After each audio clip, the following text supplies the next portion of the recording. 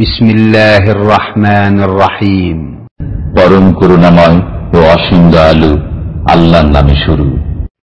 ومن أحسن قولا ممن دعا إلى الله وعمل صالحا وقال إنني من المسلمين।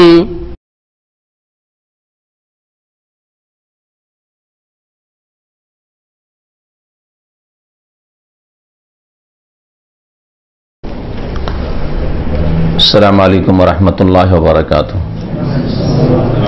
إن الحمد لله نحمده ونستعينه ونستغفره ونعوذ بالله من شرور أنفسنا ومن سيئات أعمالنا.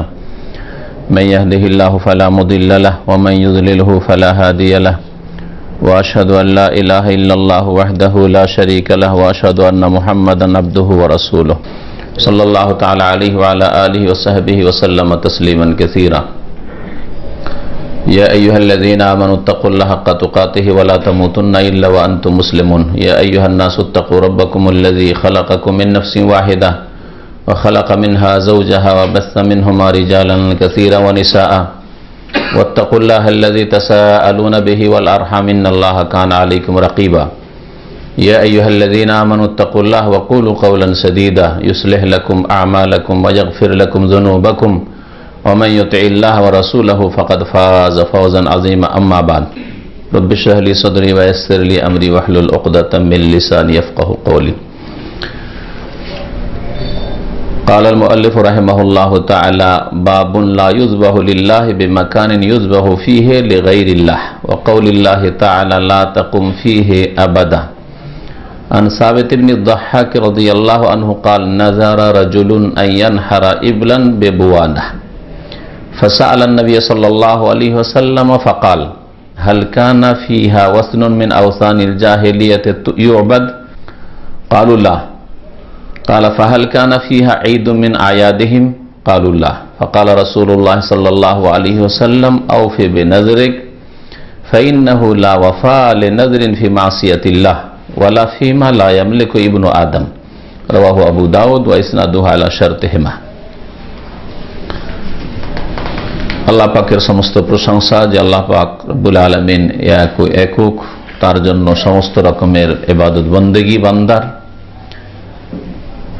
সালাত এবং সালাম নাযিল হোক নবী মুহাম্মদ রাসূলুল্লাহ সাল্লাল্লাহু আলাইহি ওয়াসাল্লামের উপর, যিনি আল্লাহ পাক রব্বুল আলামিন তাওহীদ একত্ব প্রতিষ্ঠা করেছেন এবং তাওহীদের দিকে মানব জাতিকে আহ্বান করেছেন। তাওহীদ বিপরীত যা কিছুই হতে পারে শিরক বিদআত, সে সব থেকে মানব জাতিকে সতর্ক করেছেন, যাতে করে মানুষ আল্লাহ পাকের সন্তুষ্টি লাভের মাধ্যমে মুসলিম জীবন গড়তে পারে এবং এই অবস্থায় দুনিয়া থেকে যেতে পারলে তাওহীদের অবস্থায়, সঠিক ইসলামের অবস্থায় দুনিয়া থেকে বিদায় হতে পারলে আল্লাহ পাকের কাছে নাজাত পেতে পারে। আজকের আলোচনার বিষয়বস্তু হচ্ছে জবাই সম্পর্কে বিশেষ একটি বিষয়, সেটা হচ্ছে যে আল্লাহর জন্য জবাই করা, কিন্তু এমন কোন স্থানে যেই স্থানে আল্লাহ ছাড়া অন্যের জন্য জবাই করা হয়। গত সপ্তাহের আলোচনায় ছিল আল্লাহ ছাড়া অন্যের জন্য জবাই করা, যেখানেই করেন না কেন, মসজিদের আশেপাশে ভালো জায়গা, সবচেয়ে ভালো জায়গা, তাই না? নিজের বাড়িতে, হ্যাঁ, মক্কাতুল মুকাররমায়, মদিনা মুনাওয়ারায়, বরকতের জায়গায় যদি আল্লাহ ছাড়া অন্যের জন্য জবাই করেন, অন্যের সন্তুষ্টির জন্য, অন্য লাভের জন্য, তাহলে কি হবে? শিরক হয়ে যাবে। তাহলে কোন জায়গা ভালো হইলেই সেটি ইবাদত হবে না যদি আল্লাহর জন্য সেটা না হয়। আল্লাহ ছাড়া অন্যের জন্য যদি হয়, তো যতই ভালো জায়গায় আপনি সেই কাজটি করেন সেটা শিরক হয়ে যাবে। আজকের যে বিষয়বস্তু সেটা হচ্ছে যে আপনি জবাই আল্লাহর জন্যই করলেন, আল্লাহর সন্তুষ্টির আশা, আল্লাহ পাকের নৈকট্য লাভের উদ্দেশ্য, আল্লাহ পাকের কাছে আপনি কিছু চান, কামনা যে কিছু পাবো এই জবাইয়ের মাধ্যমে, আর কিছু অনিষ্ট থেকে, বালা মুসিবত থেকে বাঁচবো এই উদ্দেশ্য, দুনিয়ায় সুখী হব, আখিরাতে সুখী হব, আল্লাহর কাছ থেকে কিছু পাবো, এর ফলস্বরূপ এই উদ্দেশ্যেই জবাই করছেন, আল্লাহর নামেই জবাই করছেন, আল্লাহ ছাড়া অন্য কারো নামে নয়। কিন্তু এমন এক জায়গায় জবাই করছেন যেখানে আপনি না হইলেও অন্যরা আরো আসে, এসে আল্লাহ ছাড়া অন্যের নামে জবাই করে। যেখানে আল্লাহ ছাড়া অন্যের নামে জবাই হয়, দেবদেবীর নামেই জবাই হোক, আর জিনের নামে জবাই হোক, অথবা পীর ওলি কবর মাজারের নামে জবাই হোক, যে অমুক বাবার নামে, আপনি গিয়ে আল্লাহর নামে বিসমিল্লাহ আল্লাহু আকবার আর আল্লাহর জন্য জবাই করলেন, কিন্তু মাজারের আশেপাশে ওরসে যেখানে অন্যরা আল্লাহ ছাড়া অন্যের জন্য জবাই করতে এসে থাকে, সেই সময় এসছে, অথবা অন্য সময় আসে। ওরসের সময় যেমন ভিড় ভাড় লেগে যায়, যারা শিরককারী আল্লাহ ছাড়া অন্যের জন্য জবাই করার জন্য খাসি মোরগ নিয়ে আসে, আপনি আল্লাহর জন্য জবাই করতে গেলে গরিব মিসকিনকে খাওয়াবো, ওখানে গিয়ে আমরা ছেলে মেয়ে পরিবার নিয়ে যাবো আর আমরাও খাবো, গরিব মিসকিনকে খাওয়াবো। আপনি আল্লাহ ছাড়া অন্যের জন্য জবাই করলেন না। কিন্তু আপনার মতো অনেক লোকেরা এসছে যারা আল্লাহর জন্য জবাই করেনি বা করে না, ওইখানে আসে, এসে আল্লাহ ছাড়া অন্যের জন্য জবাই করে, অন্যের সন্তুষ্টির জন্য জবাই করে, পীরের নামে জবাই করে। হ্যাঁ, হিন্দুরা আসে হিন্দুদের মন্দিরে, এসে বলিদান দেয় দেবদেবীর নামে, আর আপনি ওখানে গিয়ে বিসমিল্লাহ আল্লাহু আকবার এখানে জবাই করবেন। এই জবাইয়ের হুকুম কি? এই জবাই হারাম, জায়েজ নয়। এবং এই রকম জবাই শিরক না হইলেও শিরকের সহযোগিতা হইল, এবং ধীরে ধীরে এই রকমের কাজগুলি হচ্ছে সীমানায় অবস্থানের মতো, সীমানায় ছাগল চড়ানোর মতো। ছাগল গরু যদি আপনার জমিতেই চড়াইছেন, কিন্তু আইলের কিনারায় গিয়ে চড়াইছেন, সীমানায় একবারে পাশে অন্য লোকের জমি, আর গিয়ে একেবারে সীমানায় গিয়ে ছাগল গরু চড়াচ্ছেন, তো কি সম্ভাবনা আছে? হ্যাঁ, অন্যের জমি চড়ে যাবে, হ্যাঁ, চট করে মুখ দিয়ে দিবে, আপনি থামতেই পারবেন না, ও থামতে থামতে খেয়েই ফেললো কিছু অন্য লোকের, ঠিক না? তো শিরকের আস্থা নাই, সে দেবদেবীর শিরকের আস্থানে হোক আর কবর মাজারের শিরকের আস্থানে, শিরকের আস্থান হচ্ছে এই দুটো। এছাড়াও হতে পারে অনেক জায়গায় জিন পূজা হয়, অথবা জিনের সন্তুষ্টির জন্য কিছু নিয়ে গিয়ে দিয়ে আসে বা জবাই করে আসে, এরকম হয়, কিন্তু এগুলো ওইভাবে পরিচিত না। কিন্তু পরিচিত হচ্ছে মন্দির, যেখানে বলিদান দিয়ে থাকে হিন্দুরা। পরিচিত মানুষের কাছে হচ্ছে মাজার, মাজার গিয়ে হাজার হাজার লোকের আসে আর জবাই করে বিভিন্ন সিজনে, বিভিন্ন সময়। এইসব জায়গায়, এই দুটো জায়গায় বিশেষ করে আল্লাহ ছাড়া অন্যের জন্য জবাই হয়ে থাকে। ওই রকম জায়গায় আপনি যদি আল্লাহর জন্যই জবাই করেন, যে আল্লাহ সন্তুষ্টির জন্য আল্লাহর নামে জবাই করলাম, এখানকার গরিব মিসকিনকে খাওয়াবো, আমি নিজেই খাবো, এসছি পিকনিক করার জন্য, পিকনিক করার জন্য শাহজালাল লেগেছেন, হ্যাঁ, সিলেটে পিকনিক করার জন্য আটরসি গিয়েছেন, পিকনিক করার জন্য আজমির শরীফ গিয়েছেন, যদিও শরীফ বলা উচিত নয়, কারণ মক্কা মদিনা আর ওই বাইতুল মকদিস তিনটি জায়গা ছাড়া অন্য কোনো জায়গায় শরীফ এইরকমের কোনো প্রমাণ নেই। হ্যাঁ, সব জায়গায় সমান আল্লাহ পাকের জমিন, তাই না? তো যদি আজমির শরীফ হয়, ওর চাইতে বেশি শরীফ দাম্মাম আর খবর, তাই না? কারণ এটা সৌদি আরবে জাজিরা, নবী সাল্লাল্লাহু আলাইহি ওয়াসাল্লামের দেশে, ভূমিতে, জাজিরাতুল আরব। সুতরাং এটা তাদের তরিকায় বললাম। আমি বিশ্বাস করি না যে মক্কাতুল মুকাররমা, মদিনা মুনাওয়ারা আর বাইতুল মুকাদ্দাস ছাড়াও আরো কোনো শরীফ জায়গা আছে। এটা হচ্ছে আপনার ঈমান আকীদা সহিহ, সবসময় মনে রাখবেন, কোনো জায়গা শরীফ নেই তিনটি জায়গা ছাড়া। এই জন্য তিনটি জায়গা ছাড়া চতুর্থ কোন জায়গার জন্য নেকির আশায় সফর করতে নিষেধ করেছেন নবী করিম সাল্লাল্লাহু আলাইহি ওয়াসাল্লাম। স্পেশালি যাই খবরের বিশাল জামে মসজিদ তৈরি হয়েছে, ওখানে গিয়ে নামাজ পড়ো, বেশি সওয়াব পাবো। যাই আমি দাম্মামে বিশাল একটা জামে মসজিদ আছে, ওখানে গিয়ে নামাজ পড়ো, বেশি নেকি পাবো না। এইরকম সফর জায়েজ নাই এই উদ্দেশ্যে। রিয়াজ গিয়ে আমি ওখানে করে বিশাল মসজিদ আছে, সেখানে গিয়ে নামাজ পড়ে আসো, বেশি সব না। এইরকম সফর লা তুসাদ্দুর রিহাল, সহিহ বুখারী মুসলিম হাদিসে রয়েছে। এইরকম সফর করাই জায়েজ না, নবী করিম সাল্লাল্লাহু আলাইহি ওয়াসাল্লাম বলেছে। এটা কোনো মানুষের কথা না, এটা রাসূলুল্লাহ সাল্লাল্লাহু আলাইহি ওয়াসাল্লামের কথা, যার উপর ওহী এসেছে। তো কি বলছিলাম, যে আল্লাহ ছাড়া অন্যের জন্য যেসব জায়গায় জবাই হয়ে থাকে, সেখানে যদি কেউ জবাই করে, তাহলে ওর হুকুম কি? ওর হুকুম হচ্ছে হারাম, বিদআত, হারাম, গুমরাহি, আর এটা হচ্ছে শিরকের চোরা রাস্তা। ধীরে ধীরে এই লোকগুলি শিরকে লিপ্ত হতে পারে। কারণ আপনার চাইতে সিনিয়র লোক, আপনার চাইতে সকল সুরাতে, রূপ চেহারাতে ধার্মিক, বড় বড় দাড়িওয়ালা যাবে, ওদেরকে দেখে ধোকা খেয়ে যেতে পারেন। যারে ওরা আজমিরের বাবার নামে জবাই করছে, সিলেটের বাবার নামে জবাই করছে, এত বড় বড়, ওদেরকে আলেম চেহারা দেখে আর দাড়ি দেখে আর শরীর আর গঠন দেখে বডি মনে করছে যে লেবাস পোশাক দেখে সব আল্লামা, সব এগুলো, হ্যাঁ বড় বড় সব আল্লামা এসছে, সব এত বড় বড় হুজুর কিবলা এরা আসে জবাই করে, আর আমরা কি মূর্খ জানি। হ্যাঁ, সুতরাং আমরাও ওইটাই করবো যেটা এরা করছে। এ শিরকের আশঙ্কা আছে। আজকের বিদাতি, আজকের হারাম কাজ করনেওয়ালা কালকের শিরকে লিপ্ত হইতে পারে কয়েকদিন পরে, কালকে মানে আগামীতে, মানে অচিরে শীঘ্রই শিরকে লিপ্ত হইতে পারে। মানুষ বিদাত করতে করতে শিরকে লিপ্ত হয়, একদিন হঠাৎ করে কেউ গোমরা হয় না। যেমন প্রেম করতে করতেই জেনায় লিপ্ত হয়। হ্যাঁ, ও রাস্তাই গেল না, হ্যাঁ, কোন মহিলার সাথে কথা বলতেই গেল না, নির্জনে হইতেই গেল না, এক রিক্সায় চাপতেই গেল না, হ্যাঁ, তো সহশিক্ষায় গেলই না, আমি কোনো মহিলা বা পাশে বসে পড়বই না, তাহলে কখনো জেনার আশঙ্কা নেই, তাই না? ওই রকমই যারা বিদাত করে তারা শীঘ্রই শিরকে লিপ্ত হইতে পারে। তো লেখক এই জন্য বলছেন যে এই অধ্যায় হচ্ছে এ সম্পর্কে যে লা ইউযবাহু লিল্লাহি বিমাকান, এমন কোন জায়গায় আল্লাহর জন্য জবাই করা যাবে না। ইউযবাহু ফিহি লিগাইরিল্লাহ, যেই জায়গায় আল্লাহ ছাড়া অন্যের জন্য জবাই হয়ে থাকে, আল্লাহ ছাড়া অন্যের জন্য জবাই হয়ে থাকে, এমন জায়গায় আল্লাহর জন্য জবাই করা জায়েজ নয়। এটা হবে কি, বাতিলপন্থীদের সহযোগিতা করা হবে, সংখ্যা বাড়ানো হবে। লোকজনের, আপনি হয়তো ভালো নিয়তে গেছেন, আপনার মতো শত শত লোক ভালো নিয়তে গেছে যে ওখানে গিয়ে গরিব মিসকিনকে খাওয়াবো, কিন্তু সাধারণ লোক কি ভাববে যে এত লোক, সব লোক এসছে বাবার জন্য জবাই করতে, বাবার কাছে চাইতে, বাবার কাছে পাইতে, এটি তো ভাববে। তাহলে বাতিলের সহযোগিতা হইল, শিরকের আর মুশরিকদের সহযোগিতা হইল, তারপরে সমর্থন হইল যে তোমরা যেগুলো করছো মন্দ কাজ না, মন্দ হইলে বসতাম না, আসতাম না তোমাদের কাছে। আপনারা এই মজলিসকে ভালো মনে করেছেন, সেই জন্য এসছেন। আপনাদের এখানে আসা আমাদের দিনই কাজে, দিন শিখায় আর শিখানোতে সহযোগিতা, এটা নয় কি?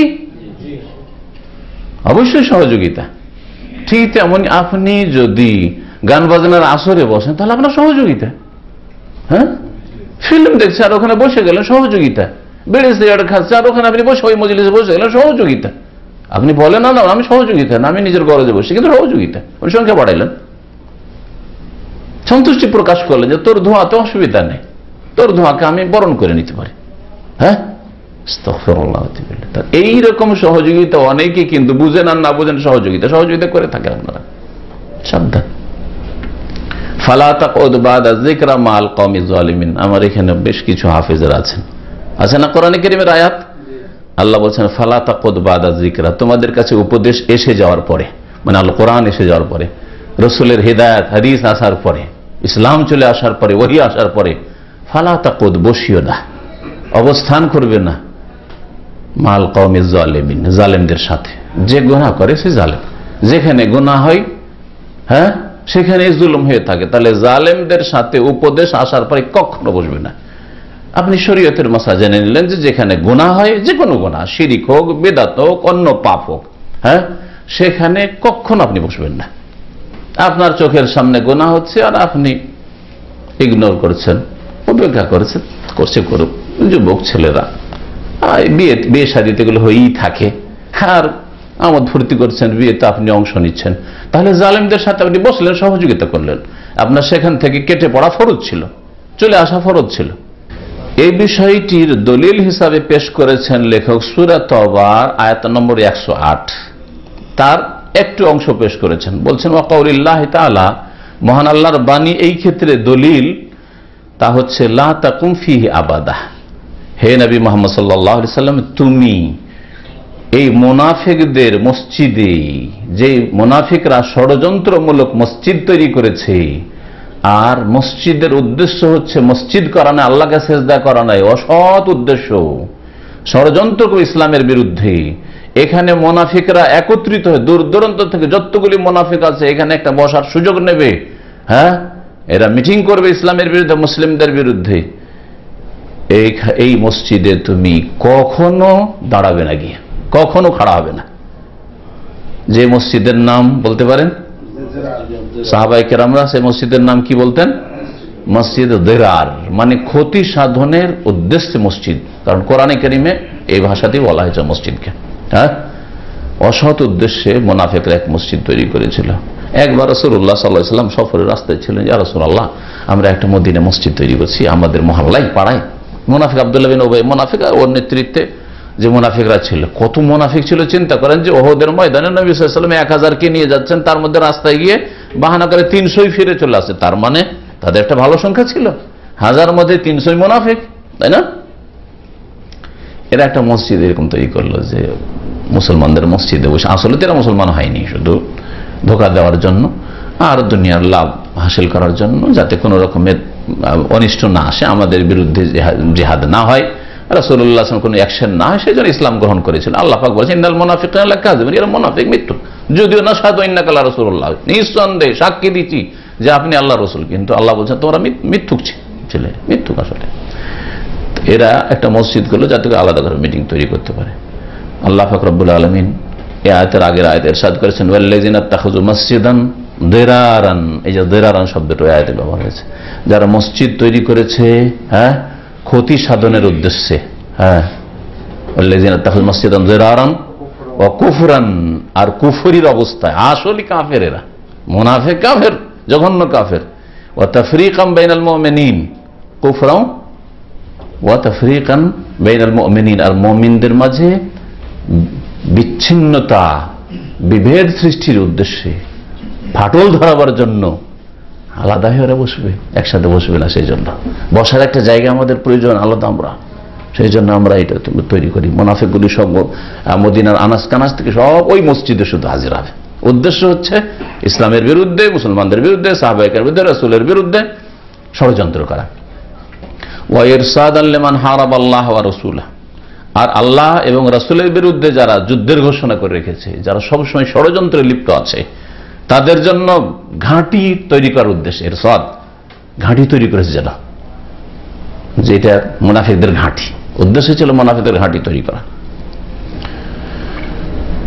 তারপরে আল্লাহ পাক রব্বুল পরে আয়াতে বলছেন যে দেখো এইরকম মসজিদে লা তাকুম ফিহা আবাদা, নবী সাল্লাল্লাহু আলাইহি ওয়াসাল্লাম ওয়াদা করে ফেলেছে তাদের সাথে। নবী কি জানেন, তলব করলেন, এই মুনাফিকরা তলব করলো যে ইয়া রাসূলুল্লাহ আমি একটা মসজিদ তৈরি করেছি, আপনি একটু উদ্বোধন করে দিবেন। হ্যাঁ, আসবেন, একটু নামাজ পড়িয়ে দিবেন। আজকাল যেমন উদ্বোধন হচ্ছে আজকালকার যুগে, ওই রকমই আসবেন আর নামাজটা পড়ে দিবেন, আমরা ওইখানে মহল্লার লোক নিয়ে নামাজ পড়ব। উদ্দেশ্য অসৎ ছিল। রাসূলুল্লাহ সাল্লাল্লাহু আলাইহি সাল্লাম রাস্তাতে আছেন, মদিনা পৌঁছার আগেই ওহী হয়ে যাচ্ছে যে তুমি ওয়াদা করে ফেলেছে যে মদিনা গেলে ওদের মসজিদে গিয়ে নামাজ পড়ে উদ্বোধন করে দিবে। লা তাকুম ফিহা আবাদা, খবরদার ওদের মসজিদে খাড়াও হবে না, দাঁড়াবে না গিয়ে, নামাজ পড়া তো দূরের কথা, আর ওখানে বসা তো দূরের কথা। লা তাকুম ফিহা, তাহলে পাপের জায়গায় বসা তো দূরের কথা, হ্যাঁ হ্যাঁ, জবাই করা তো দূরের কথা, হ্যাঁ ওরসে গিয়ে আমি একটু জবাই করবো, গরিব মিসকিনকে খাওয়াবো তো দূরের কথা, দাঁড়াবে না ওখানে গিয়ে, আল্লাহর গজবের জায়গায় পালাও এখান থেকে। লা তাকুম ফিহা আবাদা, হে নবী তুমি ওখানে দাঁড়াবেও না। লামাসজিদুন, তারপর আল্লাহ বলেন লামাসজিদুন উসসিসা আলা তাকওয়া মিন আউওয়ালি ইয়াউমিন আহাক্কু আন তাকুমা ফি, অবশ্যই ওই মসজিদটি, যেই মসজিদটির ভিত্তি স্থাপিত হয়েছে আল্লাহ ভীরুতার উপর, আলা তাকওয়া আহাক্কু আন তাকুমা ফি, সেই মসজিদে তোমার দাঁড়ানো, তোমার ইবাদত বন্দী করা, তোমার অবস্থান করা বেশি উপযোগী। তুমি ওখানে গিয়ে নামাজ পড়ো, ওখানে গিয়ে বসো, ওখানে গিয়ে দাঁড়াও। এটা কোন মসজিদ? একদল তাফসীরকার বলছেন এটা হচ্ছে মসজিদে কুবা, কারণ নবী সাল্লাল্লাহু আলাইহি ওয়াসাল্লাম প্রথম এসে কুবায় অবস্থান করে কুবায় মসজিদ তৈরি করেছেন। হ্যাঁ, মসজিদে কুবা, এটি মসজিদে কুবার ফজিলত রয়েছে। আর একদল বলছেন এটা হচ্ছে উসসিসা আলা তাকওয়া, তাকওয়ার ভিত্তিতে নবী সাল্লাল্লাহু আলাইহি ওয়াসাল্লাম যে মসজিদ তৈরি করেছেন, যে মসজিদের স্থান পৃথিবীর সমস্ত মসজিদের মধ্যে দ্বিতীয়, মসজিদ হারামের পরে, মক্কাতুল মুকাররমা কাবা শরীফের পরে, তাই না? সেটা হচ্ছে মসজিদে নববী। হ্যাঁ, দুটো তাফসীর কিতাবাইতে রয়েছে, দুটোতে কোনো পরস্পর দ্বন্দ্ব নেই, দুটোই ঠিক, দুটোই ঠিক। যদি ধরেই নেন যে কুবা মসজিদের এত ফজিলত যে তাকওয়া আল্লাহ ভীরুতার উপর নির্মিত হয়েছে, তাহলে ওর চাইতে বেশি হক রাখে কোন মসজিদ? মসজিদ নববী। ওর চাইতে বেশি তাকওয়া, ওর চাইতে কম না, ওর চাইতে বেশি ফজিলতের মসজিদ হচ্ছে মসজিদে নববী। কবাই নামাজ পড়লে হ্যাঁ কি পাওয়া যায়? 2 রাকাত যদি নামাজ পড়েন বাড়ি থেকে উজু করে গিয়ে বা হোটেল থেকে উজু করে গিয়ে, তাহলে একটা উমরার নেকি পাবেন। আর মসজিদে নববীতে নামাজ পড়লে 1000 নেকি। হ্যাঁ, তাহলে মসজিদে নববীর ফজিলত বেশি। এই আয়াত দিয়ে কেমন করে দলিল হইল? আয়াত হচ্ছে মসজিদ সম্পর্কে। নবী সাল্লাল্লাহু আলাইহি সাল্লাম মসজিদে যারা আল্লাহ তো নিষেধ করলেন, তার সাথে হুকুম হলো যে ভেঙে ফেলা হোক মসজিদ। নবী সাল্লাল্লাহু আলাইহি সাল্লাম পাঠালেন সাহাবায়ে কেরামদেরকে যে আমার মদিনা পৌঁছার আগে মসজিদ ভেঙে ফেলে দাও, এটা রাসূলের হুকুম। মসজিদটাকে ভেঙে ফেলা হলো। তাহলে মসজিদ যদি ফিতনা ফাসাদ সৃষ্টি করার জন্য তৈরি করা হয়, তাহলে মসজিদ ভেঙে দিলে কোনো গুনার কাজ করলেন না, কারণ মসজিদ ইবাদত করার জন্য করেনি, নামাজ পড়ার জন্য করেনি। একটা মসজিদ আছে যে মসজিদে গোটা গ্রামের লোক নামাজ পড়তে পারছে, বড় মসজিদ। আর গ্রামে এত বড় না যে আসতে 5 মিনিট 7 মিনিট 10 মিনিট লেগে যায়, এমন নয়। পাশাপাশি যদি মসজিদ হয়, আপনার পাশাপাশি বাড়ি, আপনার উঠানে একটা মসজিদ, আর পাশের বাড়ির লোক ওর উঠানে এক মসজিদ, ওরা এক বংশের আপনি আর এক বংশের। গ্রামাঞ্চলে সব ফিতনা হয় না, বংশের লড়াই হইলো, কি নিয়ে জমি জায়গা নিয়ে ঝগড়া হইলো, মুরগি খাসি নিয়ে ঝগড়া হইলো, একটা মসজিদ কায়েম করে বসে থাকলো। এই মসজিদ কায়েম করা জায়েজ? মোটেই জায়েজ না। এত পাশাপাশি যে আপনার উঠানে একটা মসজিদ আর উঠানে একটা মসজিদ পাশাপাশি, না, কখনো চলবে না। হ্যাঁ, জায়গা হচ্ছে না এই মসজিদে, আর এখানে বেশি জায়গা দেনেওয়ালা আর অফ করেওয়ালাও নেই যে এই মসজিদকে বড় করবো। ঠিক আছে, এই মসজিদকে উঠিয়ে দিয়ে করা যেতে পারে, ঠিক আছে, এটাকে অক্টিয়া করে দিয়ে আর একটা জুমা করা যেতে পারে, অন্তর সাফ থাকলে। কিন্তু অন্তরে যদি অসৎ উদ্দেশ্য থাকে যে ওরা আমাদের শত্রু, সুতরাং ওদের মসজিদে যাব না, সেই জন্য আমরা মসজিদ করবো, তাই এটা মসজিদে দেরার। তাহলে এটা মসজিদে দেরার, বুঝছেন তো বিষয়টি, তাই না? কিন্তু অন্তরে যদি সততা থাকে যে না ভাই গ্রামের লোকের জন্য হচ্ছে না, একটা জুমা হোক, অক্তিয়া হোক, অসুবিধা নেই, গ্রাম বড়, গ্রামের এক মাথায় একটা অক্তিয়া, আর এক মাথায় আরেকটা অক্তিয়া, মিডিলে একটা জামে মসজিদ, সুন্দর কথা, কোনো দোষের কথা নাই। একাধিক মসজিদ এক গ্রামে হইলে। তো মসজিদে দেরার, যে ইসলামের ক্ষতি সাধনের উদ্দেশ্যে মসজিদের নাম দিয়ে যে ঘর তৈরি করেছিল মুনাফিকরা, সেখানে দাঁড়াতে আল্লাহ নিষেধ করলেন। এর উপরে কিয়াস করেছেন লেখক রহমতুল্লাহ আলাইহি, কাকে? গুনহার স্থানকে মসজিদের নাম দেওয়া হয়েছিল, তারপরেও যখন দাঁড়ানো নিষেধ নবীর, তাহলে যেই জায়গায় শিরিক হচ্ছে, বিদআত হচ্ছে, গুনহার কাজ হচ্ছে, হ্যাঁ, অশ্লীলতা ছড়াচ্ছে, সেই জায়গায় গিয়ে যদি আপনি অবস্থান করেন অথবা সেখানে গিয়ে আপনি জবাই করেন, তো সেটা কি জায়েজ হবে? এটা হারাম হবে। এইভাবে এটা হচ্ছে, এর নাম হচ্ছে কিয়াস। তো ইসলামে কিয়াস আছে, কিন্তু কোরআন হাদিসের উল্টো কিয়াস নেই। আমাদের দেশের মানুষরা বিভ্রান্তির শিকার। কোরআনে আছে স্পষ্ট দলিল, মানবে না। রসুলের হাদিস আছে, হাদিস না, এটা হাদিস মানবে না, কি মানে বলছে কিয়াস, তাহলে এটা হারাম এই কথা। হ্যাঁ, রসুলের হাদিস স্পষ্ট আছে, আর আপনি বললেন কিয়াস করবো, তো এইরকম কিয়াস ইসলামে নেই। কিয়াস মানে একটি মাসলা স্পষ্ট কোরআন অথবা হাদিসে, আর একটি মাসলা অস্পষ্ট, কিন্তু দুটো কাছাকাছি, দুটো রূপ কাছাকাছি। মসজিদে দেরার, ওখানে মসজিদে দেরার, আর এখানে হচ্ছে মন্দির অথবা মাজার, উদাহরণস্বরূপ। হ্যাঁ, এখানে মন্দির মাজারেও গুনাহ হচ্ছে, শিরকের গুনাহ হচ্ছে, আর মসজিদে দেরারে ষড়যন্ত্র ইসলামের বিরুদ্ধে হইতো, তাই না? তো মসজিদে দেরার যেখানে শিরিক করার জন্য করেনি ওরা, ওখানে ওরা মূর্তি পূজা করে বলে করেনি, মসজিদের নাম দিয়ে করেছিল, নামাজ ঠিকই পড়তো, কিন্তু ওর মাঝে মাঝে মিটিং করতো ইসলামের বিরুদ্ধে। তো ওখানে যখন দাঁড়ানো নিষেধ হলো, তো ওর উপরে কিয়াস করা হলো। এর চেয়ে মারাত্মক ক্ষেত্র হচ্ছে মাজার যেখানে করে শিরিক কুফরি হচ্ছে, এর ক্ষেত্র হচ্ছে মন্দির যেখানে আল্লাহ ছাড়া অন্যকে সেজদা করে, দেবদেবীকে ডাকা হচ্ছে, দেবদেবীর যে বলিদান হচ্ছে, জবাই হচ্ছে। তাহলে মসজিদে দেরারে যদি দাঁড়ানো না যায়, বসা না যায়, তাহলে কি করে সেখানে জবাই করা যাবে যেখানে আল্লাহ ছাড়া অন্যকে ডাকা হচ্ছে, আল্লাহ ছাড়া অন্যের জন্য জবাই হচ্ছে? এবার ক্লিয়ার? আয়াত থেকে দলিল, এই আয়াতই তাহলে যথেষ্ট আমাদের হেদায়েতের জন্য। তারপরে হাদিস রয়েছে নবী করিম সাল্লাল্লাহু আলাইহি ওয়াসাল্লামের। সাহাবী ইবনে যাহাক রাদিয়াল্লাহু তাআলা আনহু থেকে বর্ণিত, তিনি বলছেন, নাজারা রাজুলুন আইয়ানহারা ইবলান বিবাওয়ানা। একজন লোক, তার নাম উল্লেখ হয়নি, সে মানত করেছিল, মানত মেনেছিল যে সে একটা উট জবাই করবে বোয়ানা নামক স্থানে। বোয়ানা নামক স্থানে সে জবাই করবে। নবী করিম সাল্লাল্লাহু আলাইহি সাল্লামকে ওই লোক জিজ্ঞাসা করল, ফাসআলান নবী সাল্লাল্লাহু আলাইহি ওয়াসাল্লাম, নবী করিম সাল্লাল্লাহু আলাইহি ওয়াসাল্লামকে সেই লোক জিজ্ঞাসা করলে, ফাকাল, নবী সাল্লাল্লাহু আলাইহি ওয়াসাল্লাম উত্তরে বলেন, উত্তরে চট করে বলে দেননি, একটু তফসিল তলব করেন, একটু বিস্তারিত বলো, আরো স্পষ্ট করে বলো। হাল কানা ফিহা ওয়াসনুন মিন আওসানিল জাহিলিয়াতি ইউবাদ, সেখানে কি জাহিলিয়াতের যুগের কোন আস্তানা বা প্রতিমা, মূর্তি ছিল যার পূজা হইতো? ওয়াসান, ওয়াসান শুধু মূর্তিকে বলা হয় না, একটা হচ্ছে ওয়াসান আর একটা হচ্ছে সানাম।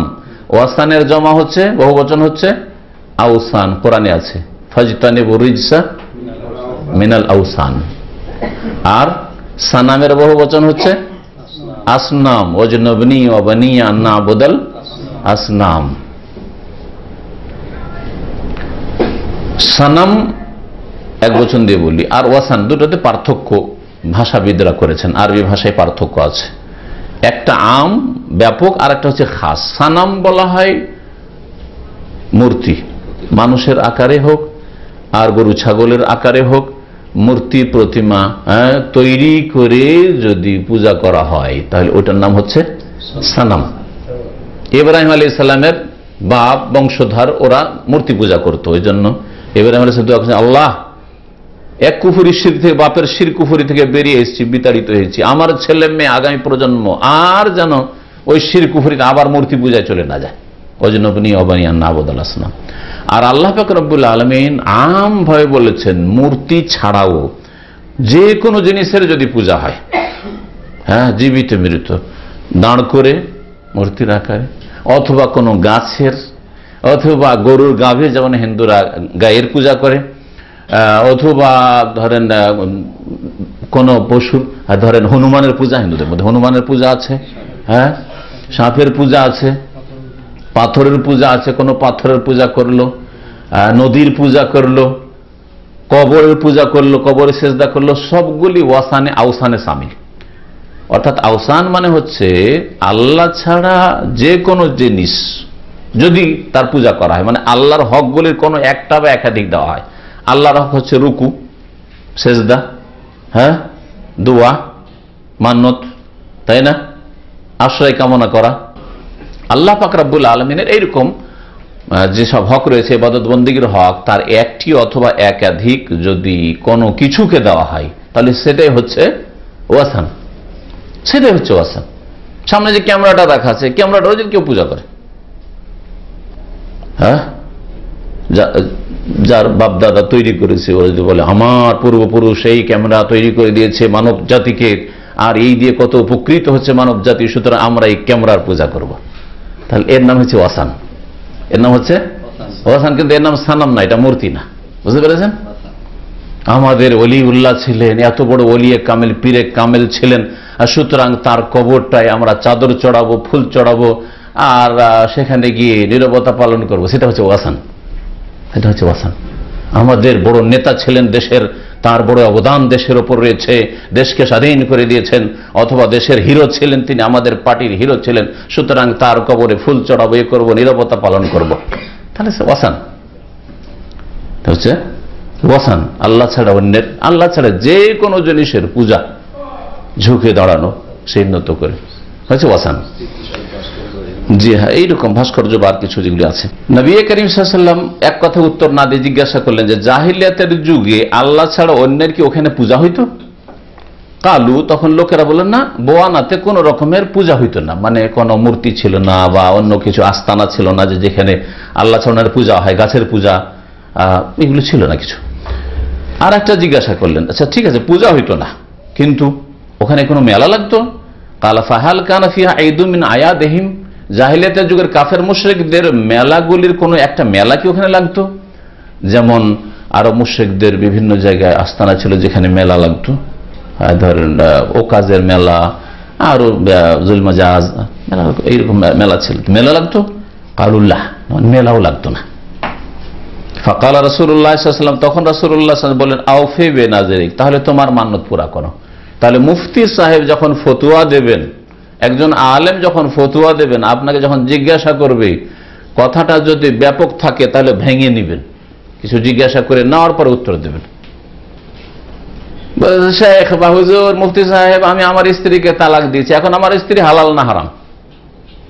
জিজ্ঞাসা করলে কি বলবেন? তুমি তালাক দিয়েছো, হারাম নাকি? চলবে? জিজ্ঞাসা করতে হবে তালাক দিয়েছো, কয় তালাক করতে হবে না? হবে না? আচ্ছা, বললো আমি দিয়েছি 3 তালাক। এক মজলিসে, একবারেই না 3 মাসে 3 তালাক, 3 বারে, 3 দিনে? জিজ্ঞাসা করতে হবে, তাই না? যখন তালাক দিয়েছিল তখন তোমার হুঁশ দিশা ছিল না, কোন হুঁশ ছিল না? জিজ্ঞাসা করা লাগবে না? লাগবে না?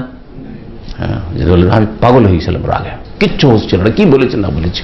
পরে আমার স্ত্রী বলছে তুমি 3 তালাক বলেছে, তাহলে ওর কথা অন্যরকম হইতে পারে। না, আমার হুঁশ ছিল কিন্তু রাগে ছিলাম, হুঁশ ছিল কিন্তু রাগে ছিলাম, তাহলে আলাদা, তাই না?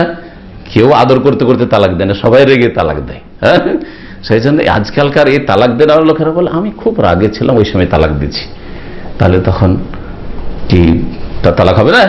সবাই তো রাগে তালাক দেয়, কে খুশি আদর করতে, খুশি থাকলে তালাকই কেন দেবে? হ্যাঁ, তো যাই হোক, জিজ্ঞাসা করা লাগবে। একটা উদাহরণ দিলাম, যে কোনো মাসলার ক্ষেত্রে বেতরে নামাজ কেমন করে পড়তে হবে, তো আপনি জিজ্ঞেস করতে হবে বেতরে নামাজে কোনটা জিজ্ঞেস করছেন, সংখ্যা না তরিকা না তার কোন দিকটা জিজ্ঞেস করছেন? এটা সময়, মেলা দিক রয়েছে, না হলে তোর একটা বক্তব্য করতে হবে শুরু থেকে শেষ পর্যন্ত, তাই না? নবী করিম সাল্লাল্লাহু আলাইহি ওয়াসাল্লাম বললেন, যখন ওখানে মেলাও লাগতো না, আর ওখানে আল্লাহ ছাড়া অন্যের কোনো পূজা পাঠও হইতো না, কোনো দেব দেবীর আস্তানাও ছিল না, হ্যাঁ, তাহলে তুমি তোমার মান্যত পুরা করো। যখন মান্যত করেছে একটা উট জবাই করবো, উট জবাই করে বোয়ানাতে আশেপাশের লোকজনকে খাওয়াবো, ভালো কথা, বা নিজেরই খাবো। এই জিজ্ঞাসা এই জন্যই করলাম যে আল্লাহ পাকের বিরুদ্ধাচরণ করে কোন মান্যত পুরা করা চলবে না। আল্লাহ পাকের নাফরমানি করে আল্লাহ পাকের গুনার ক্ষেত্রে কোন মান্যত পুরা করা নেই, মানে জায়েজ নেই। লাওয়াফা মানে লা ইয়াজুজুল ওয়াফা। তাহলে আল্লাহর নাফরমানি হচ্ছে, আল্লাহর নাফরমানি হচ্ছে কি? কোন জায়গায় শিরক হচ্ছে, ওখানে গিয়ে আপনার কি করা? জবাই করা। আল্লাহর নাফরমানি হচ্ছে কোন জায়গায় কাফেরদের, মুশরিকদের মেলা লাগে আর সেই মেলায় জবাই করা। জি হ্যাঁ, এটা চলবে না। ওয়ালা ফিমা লা ইয়ামলিকু ইবনু আদম, এবং ওই ক্ষেত্রেও মান্যত চলবে না যেই ক্ষেত্রে বা যেই জিনিসের ক্ষেত্রে আদম সন্তান ওর মালিকই নয়, ওরও মান্যত নাই। পাগলামি করে কেউ যদি মান্যত করে যে আমার ছেলেটা মাধ্যমিক পরীক্ষা দিয়েছে, যদি পাশ করে তো এই ক্যামেরাটা ফিসাবিলিল্লাহ এই রাকা সেন্টারকে দান করে দেব, চলবে? কেন চলবে না? এই ক্যামেরার মালিক আপনি না, যে আপনি মান্যত করেছেন যে এই ক্যামেরাটা আমার ছেলেটা যদি মাধ্যমিক পাশ করে, হ্যাঁ, বা সৌদি আরব আসছে ভিসা টিসা লাগে যদি চলে আসে, তো এই ক্যামেরাটা কি করবো? হ্যাঁ, নিয়ে এসে এই রাকা সেন্টারে দান করে দেবো। তো এই ক্যামেরাটা দান করবেন, তো ক্যামেরার মালিক তো আপনাকে হইতে হবে। এই ক্যামেরা আপনার নাই, কার ক্যামেরা? অন্য লোকের। তাহলে আপনি কি করে এটা দান করবেন? বলে কিনে নেবো, যদি আপনার কাছে বিক্রি না করে। ভাই আমি আমার করবো, আপনার কাছে কেন বিক্রি করবো? কোথায় করবেন? ঠিক আছে, এইরকম ভাবে যে কোনো উদাহরণ নিয়ে নেন। গ্রামে একটা ভালো খুব সুন্দর গরু আছে কারো বাড়িতে, আল্লাহ যদি আমার মাকে ভালো করে দেয়, অসুস্থ আছে, তো এই গরুটা আমি জবাই করে দেবো, জবাই করে গ্রামের গরিব মিসকিন খাও। অপরের গরু, নিজের গরু না, বলছে আমার মা ভালো হইলে ওই অমুকের গরুটা আমি গ্রামবাসীকে জবাই করে খাওয়িয়ে দেবো। বলছে কিনে জবাই করবো, কিনার পরে বলবেন আপনি, কিনার আগে কি করে আপনি মান্যত করবেন? হ্যাঁ, যে জিনিসের মালিক না সেটা আপনি মান্যত করতে পারেন না, সেটা দান করে দিব আমি এই কথাও বলতে পারেন না, সেটা জবাই করে খাওয়াবো ওইটাও বলতে পারেন না, চলবে না এটা। রাহ আবু দাউদ, হাদিসটা আবু দাউদে রয়েছে এবং এর সনদ ইমাম বুখারী মুসলিমের শর্ত মোতাবেক, মানে হাদিসটা খুব উচ্চমানের সহিহ হাদিস। আল্লামা নাসির আলবানী রাহমাতুল্লাহ আলাইহি সহিহ বলেছেন, হাদিস এক বাক্যে সহিহ হাদিস শেষ, তাই না? এখন এতে বেশ কিছু মাসাইল আছে, বেশ কিছু মাসাইল রয়েছে। প্রথম যে জিনিসটা জানবো সেটা হচ্ছে যে এই অধ্যায় থেকে লেখকের উদ্দেশ্য কি। লেখকের উদ্দেশ্য হচ্ছে যে যেটা এর আগে বিস্তারিতই বললাম, যে যেখানে আল্লাহ ছাড়া অন্যের জন্য জবাই হয় এইরকম জায়গায় জবাই করা যাবে না। কেন জবাই করা যাবে না আমি দু একটা কারণ বলেছি, দেখি বলুন তো আপনারা কেউ, কেন জবাই করা যাবে না?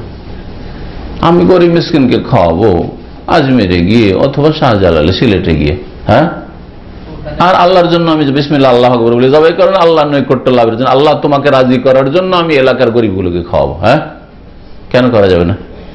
সহযোগিতা হচ্ছে। তারপর এটা গুনহার জায়গা, হ্যাঁ, গুনহার জায়গা।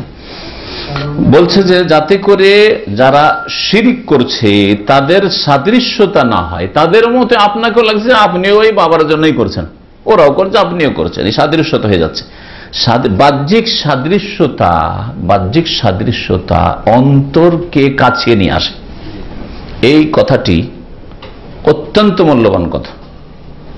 এই কথাটি ইমাম ইবনে তাইমিয়া রাহমাতুল্লাহ উল্লেখ করেছেন। অমুসলিমদের বা যারা শিরক বিদআত করে তাদের উৎসব অনুষ্ঠানে অংশ না নেওয়ার ক্ষেত্রে, তাদের অনুষ্ঠানে বা তাদের উৎসবগুলিতে সহযোগিতা না করার ক্ষেত্রে, সামনে 25শে ডিসেম্বর ক্রিসমাস ডে, জানেন না? খ্রিস্টানদের বড়দিন। তাদের ধারণায় এটা ছিল ঈসা আলাইহিস সালামের জন্মদিন, অথচ কোনো প্রুফ নেই যে 25শে ডিসেম্বর ঈসা আলাইহিস সালামের জন্মদিন, কোনো সনদ নেই, এর বিশ্বস্ত সূত্রে মোটেই প্রমাণিত নয়। ধরে নেওয়া হয়েছে আনুমানিক যে এটা 25শে ডিসেম্বর, ধরে নিলাম যা ওটা জাগ্গা। তারপরে যদি জন্ম হয় 25শে ডিসেম্বর, প্রথম কথা জন্মবার্ষিকী পালন করা, যেটাকে মিলাদ বলা হয়। মুসলমানরা বলছে মিলাদুন নবী, মানে নবী মুহাম্মদ সাল্লাল্লাহু আলাইহি ওয়াসাল্লামের মানেলে, আর খ্রিস্টানরা বলছে এটা হচ্ছে ক্রিসমাস ডে। কথা বুঝতে পেরেছেন? একই জিনিস কিন্তু, হ্যাঁ। আর ওই ক্রিসমাস ডে থেকেই কিন্তু বিদাতিরা প্রথম মিশরে আর তারপরে এরাকে, মিশরের প্রথম শিয়া, তখন শিয়া শাসক ছিল, এই মিলাদুন নবী চালু করে যে আরে খ্রিস্টানরা, তখনও খ্রিস্টান ছিল, এখনো প্রচুর খ্রিস্টান কিন্তু মিশরে আছে। তো খ্রিস্টানরা ঈসা আলাইহিস সালামের জন্মদিবস পালন করে, আমরা কেন করব না? তাহলে কোরআন এবং হাদিস থেকে ঈদে মিলাদুন নবী নেওয়া হয়নি। কোথা থেকে নেওয়া হয়েছে? খ্রিস্টানদের চরিত্র থেকে নেওয়া হয়েছে, খ্রিস্টানদের বিদআত থেকে নেওয়া হয়েছে। খ্রিস্টানরা বিদআত করে 25শে ডিসেম্বর, আমরা 12 রবিউল আউয়াল করব। নতুন একটা ধর্মে অ্যাড হইল, সংযোজন হইল, যে এতদিন দুটো ঈদ, ঈদ উল ফিতর, ঈদ উল আজহা ছিল, এখন ঈদ মিলাদুন নবী শুরু হইল। বুঝতে পেরেছেন? তারপরেও নবীর মিলাদ 12 রবিউল আউয়াল করবে, ঈদে মিলাদুন নবী খ্রিস্টানদের কাছ থেকে নেওয়া হয়েছে। মান তাশাব্বাহা বিকওমিন ফাহুয়া মিনহুম। নবী করিম সাল্লাল্লাহু আলাইহি ওয়াসাল্লাম বলেছেন, যেই ব্যক্তি বা যেই জাতি অন্যদের সাথে, কাফেরদের সাথে সাদৃশ্যতা অবলম্বন করবে তাদের দলে শামিল হবে, কিয়ামতের দিন তাদের দলে উঠতে হবে। কি বলছিলাম? যে বাহ্যিক সাদৃশ্যতা পরস্পর অন্তরকে কাছিয়ে দেয়। এর একটি উদাহরণ দিচ্ছি, বহু উদাহরণ আছে। এয়ারপোর্টে শত শত লোক বসে আছে, বুঝছেন না? বা বাস স্ট্যান্ডে দেখবেন, রেল স্টেশনে দেখবেন, হাজার হাজার লোক বসে আছে। সবাই কিন্তু নিজের মতো লোক খুঁজে, সবাই নিজের মতো লোক খুঁজে। বাহ্যিক সাদৃশ্যতা গোটা এয়ারপোর্ট দেখে আপনি দাড়িওয়ালা মানুষ, একটা দাড়িওয়ালা লোক অনেক দূরে দেখছেন, এগুলোতে সিট আছে না, বসেছে, দেখি ওই দাড়িওয়ালার কাছে বসি, আমি ওই দাড়িওয়ালার কাছে বসি। করে না মানুষ? তো বাহ্যিক এই দাড়ির সাদৃশ্যতা অন্তরকে কাছে নিয়ে গেল, যে ওইখানে বসতে গেলেন আপনি। ঠিক আছে? সিগারেট যারা খায়, দাড়িওয়ালার দল বসে আছে, আরে কোন বিপদ হইল রে, আমি খাবো সিগারেট, দাড়িওয়ালাদের কাছে বসা যায়? কি করবে? খুঁজবে, দেখি কোথাও সিগারেট ওয়ালারা বসে আছে কি নাই। দেখছি ওই দিকে, হ্যাঁ, স্মোকিং এরিয়া লিখা আছে, এয়ারপোর্টে লিখাও আছে, হ্যাঁ, ছোট্ট করে স্মোকিং এরিয়া। ওইখানে গিয়ে বসছি, পচা সড়া গন্ধে, নোংরা গন্ধে, ভালো মানুষের কাছে বসা নসিব হয় না। তাহলে বাহ্যিক সাদৃশ্যতা, ওরও পকেটে সিগারেট, আমারও পকেটে সিগারেট, আল্লাহ না করে আমার পকেটে, মানে ওরও, এরও পকেটে সিগারেট, ওরও পকেটে সিগারেট, আমি নিজে দিয়ে কেন নিব, গুনহার কাজ। এরও পকেটে সিগারেট আপনাদের দেখাচ্ছে না, কিন্তু ওই জন্য দেয়ালের দিকে দেখাচ্ছি, এরও পকেটে সিগারেট, ওরও পকেটে সিগারেট। এই জন্য দুইজনকে কাছে নিয়ে আসছে, চল ওই সিগারেট ওয়ালার কাছে আমি বসি, কারণ সিগারেট খাবো আমি, ভালো লোকের কাছে বসবে না, ঠিক না? জুব্বাওয়ালা লোকের পাশে বসতে যাবে, হ্যাঁ, টাই ফাই লাগিয়ে আছে, আরে আর তো আমার মতো টাইওয়ালা পাচ্ছেন, ওই আছে 2-3টা টাইওয়ালা আছে, ওই টাইওয়ালার কাছে গিয়ে বসবে, ঠিক কিনা? তাহলে বাহ্যিক সাদৃশ্যতা টাই অন্তরকে কাছে নিয়ে গেল না গেল না? বাহ্যিক সাদৃশ্যতা বিড়িওয়ালা সিগারেটওয়ালার কাছে গিয়ে বসলো, যে হ্যাঁ বাস্তব সত্য। আপনি যে কোনো জায়গায় আপনারা যে কোম্পানিতে কাজ করেন, এক জায়গায় সাইটে যখন হয়তো একটু বিশ্রামের সময় হলো, খাওয়া দাওয়ার সময় হলো, দেখবেন যে যার সাথে একটু মিলছে সকল সুরাতে কথাবার্তায়, ওর কাছে কি ঘনিয়ে বসবেন। হ্যাঁ, নিজের ডিস্ট্রিক্টের হইলেও ওর কাছে বসবেন না, কারণ ওর সাথে মিলছে না। আপনি যে বলা হুজুর আর ও হচ্ছে প্যান্ট বাবু, তো ওটা হচ্ছে না, মিলছে না মনে হয়। হ্যাঁ, ও সিগারেট খাবে আর আপনি সিগারেট খান না, ও বসবেন না, যদিও একই এলাকার হইতে একই গ্রামের। হ্যাঁ, তো আপনি বাহ্যিক সাদৃশ্যতা যদি অবলম্বন করেন, যে ক্রিসমাস ডে অভিনন্দন দিলেন, ধর এটা অন্তরকে কাছে নিয়ে আসবে কাফেরদের সাথে যারা বাতিল কাজ করছে। বাহ্যিক সাদৃশ্যতা যে ওরসের মেলায় শিরিককারীরা ওই মাজারের জন্য জবাই করছে, আর আপনি আল্লাহর জন্য জবাই করতে গেলে এই বাহ্যিক সাদৃশ্যতা অন্তরকে কাছে নিয়ে আসবে, ওই মুশরিকগুলিকে ভালোবাসতে মহব্বত করতে শুরু করে দেবে, জি ও কাছে আসবে আপনার। জি,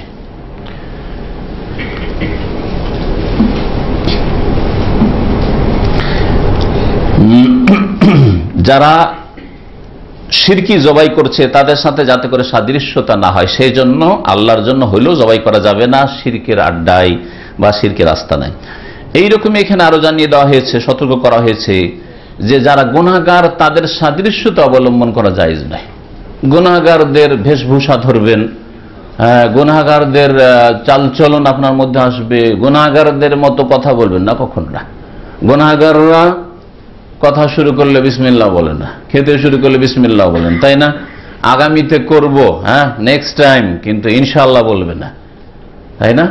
আপনি ওদের সাদৃশ্যতা অবলম্বন করবেন না। আপনি হ্যাঁ, কোন কথা কেমন আছেন, ভালো, আলহামদুলিল্লাহ ভালো, কখন আলহামদুলিল্লাহ ভালো আছি কথা বলা তৌফিক হবে না। তো খারাপ লোকদের যারা গুনাহগার তাদের সাদৃশ্যতা অবলম্বন করা যাবে না কোনো ক্ষেত্রে, এবং গুনার জায়গাতে অংশ নেওয়াও যাবে না।